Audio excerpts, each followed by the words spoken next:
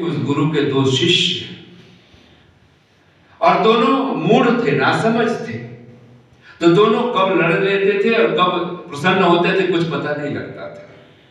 एक सांझ गुरुजी सो गए हैं, लेटे हुए थे पीठ के बल, तब तक ठीक भी था, गुरु को भी कुछ पता नहीं, और चेले आपस में भिड़ गए थे। एक एक टांग उन्होंने बांट ली। गुरुजी का एक टांग एक चेले ने ले लिया, एक टांग दूसरे चेले ने। अब गुरुजी को धीरे धीरे चरण सेवा हो रही थी। उसके बाद में तो कब नींद आई, गुरुजी ने, और भीतर से एक चेला सोच रहा है मेरी टांग पर तेरी टांग एक बार चढ़ के तो जाए, फिर देखते क्या होता है। गुस्से में दोनों सेवा कर रहे हैं और गुरुजी ने जैसे ही करवट ली, बाई टांग पे दाई टांग चढ़ी। बाई जो टांग वाला जो शिष्य था उसने तत्क्षण गुरुजी का डंडा वहीं पड़ा हुआ था, उठाया और दाई टांग पे दे मारी। गुरुजी बिलबिला करके उठे। गुरु ने कहा कि मूर्खों, ये तूने क्या किया? तुमने उसने कहा गुरुजी आप निश्चिंत रहिए, ये सब मेरी और इसकी बात है। क्या मतलब? बोले गुरुजी हमने आपकी सेवा कर रहे हैं और हमने आपकी टांगें बांट ली है, ये टांग माई टांग मेरी है, दाई टांग इसकी है, और मेरी टांग पर इसकी टांग। गुरु ने कहा मूर्खों, ये मेरी टांग है। पर मूर्खों को कब तक समझ में आता है? अगर आज देखें तो ये भले हंसी की बात लगती हो, ये हंसी जैसा लगता है, लेकिन आज सारा पूरी मनुष्य जाति ऐसे ही तो हम बटके बैठे हुए हैं, जो है नहीं कुछ अलग। हमने टांगे बांट ली हैं क्योंकि हम मूढ़ता में जी रहे हैं। ये मर्यादाएं जो मनुष्य को खा जाने वाली है, सप्त मर्यादा, उसमें पहला है स्त्रियों, चोरी करना। कई जगह पे उसको है पान, जिसको मद्यपान कहा जाता है। इसको सबसे ज्यादा भयंकर मनुष्य के लिए अगर कुछ खत्म कर देने वाला है तो कहते हैं मद्यपान। आज से मैं 90 की बात होगी, एक बहुत बड़ा एक अग्निहोत्री परिवार कह लो या अग्निहोत्र हो रहा था, ऐसा एक समाज, और वहां लोग लगभग 300-400 लोग बैठे हुए थे। यज्ञ हुआ वहां पे। मेरे साथ एक आचार्य थे, मैं नाम नहीं ले रहा हूँ, कहाँ पे दिल्ली में भी था वो भी नहीं बोल रहा हूँ। यज्ञ हुआ, फिर हुआ कि भाई कुछ व्रत लिए दिलाए जाए। तो लोगों से कहा भाई कोई बुराई हो खास करके, और ये पीने वाला है, तो इसके लिए हम चाहेंगे कि आप लोग हाथ खड़े करें, कौन कौन पीता है। तो किसी ने हाथ नहीं खड़े किए।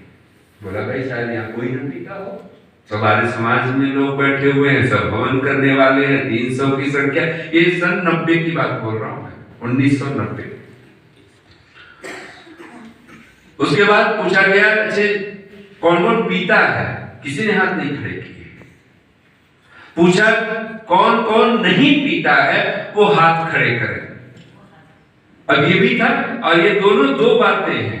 जब इस तरह से पूछी जाती है ना, कौन कौन सत्य बोलता है हाथ खड़े करो, कौन कौन असत्य नहीं बोलता है वो हाथ खड़े। ये दोनों दो बातें हैं।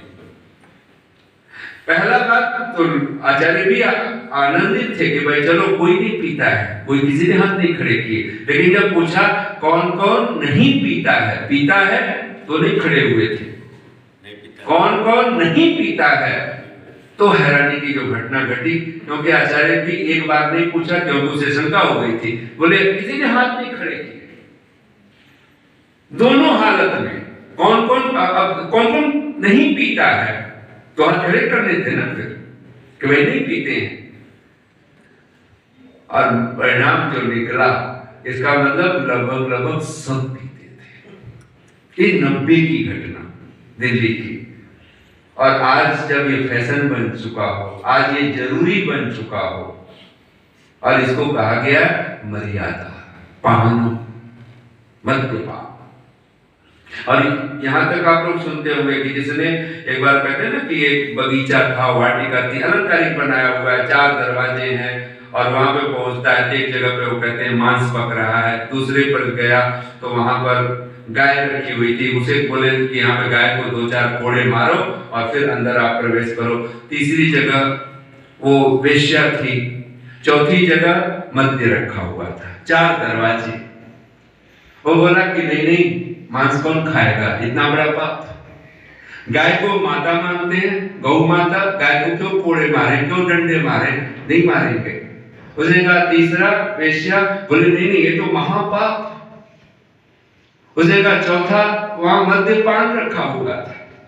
अब उसने कहा इसमें तो पानी जैसा है, कुछ है नहीं, अंगूर है और चावल का इसी का तो बनता है,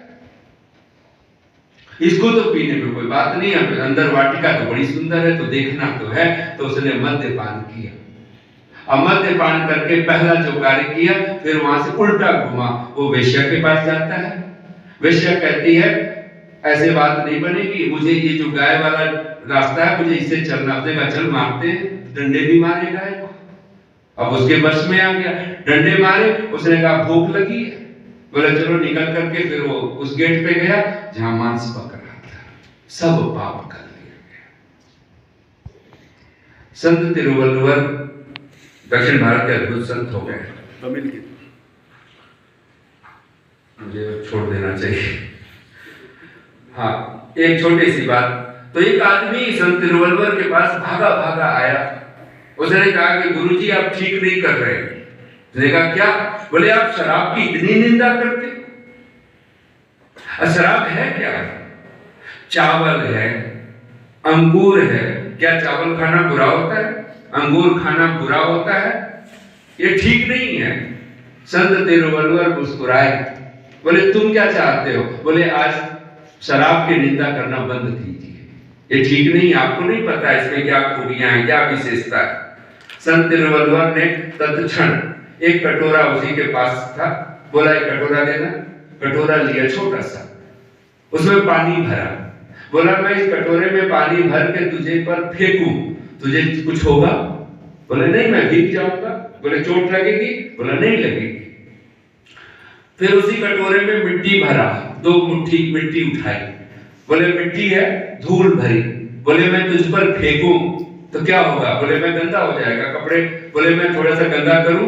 बोले करके देख लो, कुछ करना चाह रहे हो तो फेंक दी 2 मुट्ठी मिट्टी। उसने कहा कुछ चोट लगी? बोले नहीं लगी। उसने कहा कि अब मैं ये पानी और मिट्टी दोनों को एक मिक्स कर देता हूं, फिर इसकी ईंट बना देता हूं और ईंट बना के तुझ पर फेंकूं तो क्या होगा? फेंकूं? उसने कहा नहीं महाराज, फिर तो चोट लगेगी, फिर तो खून खून हो जाएगा, और आप क्यों करोगे ऐसा?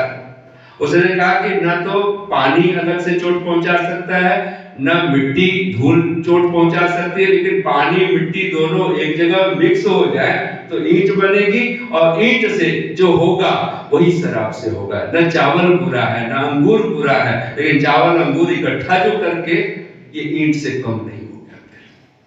कहते हैं उसने उसके बाद ऐसी खोपड़ी में बैठी, साष्टांग दंडवत क्या कहा, महाराज अभी से छोड़ता। ये मर्यादा है। तो आइए कभी इस पर इस बात में हम लोग विस्तार से चर्चा करेंगे। और ये सब तो मर्यादाएं, स्तेयम, पानम, स्त्रियः, ये सब कुछ, और यहीं पर सबसे जो महत्वपूर्ण है, किसी के ऊपर उंगली ना उठाइए। लाख हो जाए, लाख आरोप हम पर लगे, ये पाप उसी को करने दीजिए। अगर ये इन पापों से अगर हम नहीं बचते हैं, बुराई को त्यागे भलाई करें हम, तुम्हारे ही गीतों को गाते रहे हम। तेरा ज्ञान क्या है, तेरा ही दिया है, सभी को हमेशा सुनाते रहे हम। बुराई को त्यागे भलाई करें हम। निसंदेह परमात्मा से, और ये मर्यादा का एक अर्थ ये हम मस्तिष्क में बिठा लें, मर्य नाम मनुष्य का, अदाह नाम है जो खा जाने वाली है। और सातों मर्यादाएं आप लोग अपने उसमें भी ढूंढेंगे ना, तो एक जो निरुक्तकार का है वो सातों के नाम आपको मिल जाएंगे। उसमें ब्रह्म हत्या भी है, भ्रूण हत्या भी है, ये सब भी नाम आपको मिलेंगे। और ये 7 नाम अगर हमारे मस्तिष्क में अगर बैठ गए, अक्षर जिसमें जुआ खेलना, ये सब चीजें साथ, कई पाठ भेद होता है तो आपको कई सारे आपको दिखेंगे, लेकिन वो पाठ भेद है, अर्थ भेद नहीं है, तो लगभग वो बातें होती हैं। और ऋषि दयानंद का ये अंतिम वाक्य वाणी को विराम दे रहा हूं। ऋषि दयानंद एक वाक्य कहते हैं, सत्यार्थ प्रकाश साहब जब पढ़े होंगे 11वें समुल्लास में है, ब्रह्मद्रोही विनश्यति। ब्रह्म हत्या शब्द है, ब्रह्मद्रोही, बोलिए ब्रह्मद्रोही विनश्यति। जो ब्रह्म से द्रोह करता है, ब्रह्म नाम किसका यहाँ पर है? जो ब्राह्मण से, ब्रह्म नाम ज्ञानी से, ब्रह्म नाम परमात्मा से, किसी भी अर्थ में लीजिए। हम लोग कई बार कहते हैं परमात्मा को कुछ कहो से क्या फर्क पड़ना है, तो लोग गालियां भी देते हैं, लोग उल्टा सीधा भी नास्तिक बन के व्यवहार करते हैं। कहते हैं जो सच्चे प्राप्त ऋषि लिखते हैं, वहां पे पूर्व पक्ष कहता है नास्तिक मानो कि जी ब्रह्मद्रोही विनश्यति, जो ब्राह्मण का द्वेषी होता है, द्रोही होता है, वो नष्ट हो जाता है। तो ऋषि कहते हैं हाँ, लेकिन किसका? जो सच्चा ब्राह्मण होता है। इसका मतलब अगर आपके घर में, परिवार में, समाज में कोई माता पिता गुरु आचार्य कोई भी हो, अगर उसको उनके साथ अगर हम द्रोह करते हैं, भोले लोगों से, सरल लोगों से, तो कहते शीघ्र विनष्ट, शीघ्र ही उसका विनाश हो जाता है। और ये घटना हम लोग देख रहे हैं धीरे धीरे, और हमारी आदत बन चुकी है, जो जितना भोला होता है हम उसको उतना ही सुनाते हैं, उतना ही सता देते हैं। ये प्रवृत्तियां खत्म हो, क्योंकि ये सबसे ज्यादा खतरनाक माना गया है। और ये आएगा अन्य दूषण, दूसरे के ऊपर दोषारोपण करना। आइए 4 पंक्तियां कहता हुआ वाणी को विराम, और हम सब भगवान से मांगे, जो मैं अक्सर बोला करता हूं, भगवान मुझे वो दिल दे कि जिसमें प्यार तेरा हो। भगवान मुझे वो दिल दे कि जिसमें प्यार तेरा हो, जुबान वो दे कि जिसमें हर समय इजहार तेरा हो। मुझे देना सदा संगत, तो देना अपने प्यारों की। मुझे देना सदा संगत, तो देना अपने प्यारों की। और क्या तेरे प्यारे कैसे होते हैं? कि जिनको हर समय विश्वास व एतबार तेरा हो, कि जिनको हर समय विश्वास व एतबार तेरा हो। इतनी शांति और प्रेम से आपको सुना। बहुत बहुत धन्यवाद, बहुत बहुत धन्यवाद। ओम शांति।